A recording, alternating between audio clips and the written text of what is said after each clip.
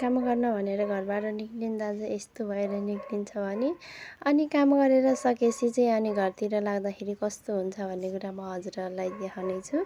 भन्दै स्वागत गर्न चाहे हजुरहरूलाई आजको मेरो मिनी ब्लगमा। हाम्रोतिर चाहिँ धान गोड्ने बेला भइसक्यो अनि त्यही भएर हामी चाहिँ धान गोड्नतिर लागे। अनि आज चाहिँ हाम्रो धान गोड्ने भनेर हामी चाहिँ धान गर्नतिर लागेको। अनि घाम फेरि यति थियो कि त भगवान् कसले सक्ने हो र यस्तो घाममा काम गर्न भन्ने नि। तर हामीले चाहिँ गरिरहेछु।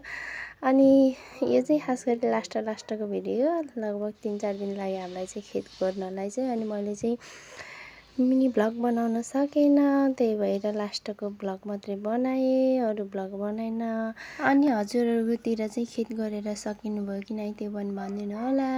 हुन त कसैले गोडिसक्यो होला, कसैले गोड्न तयारी गर्दै होला, कसैको सकिसक्यो होला।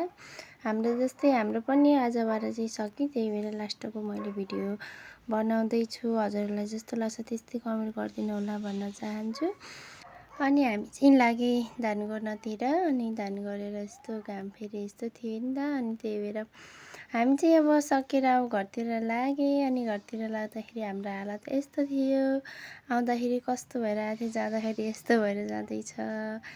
मेरो मिनी भ्लग यति नै। हजुरहरूलाई जस्तो लाग्छ त्यस्तै कमेन्ट गरिदिनु होला।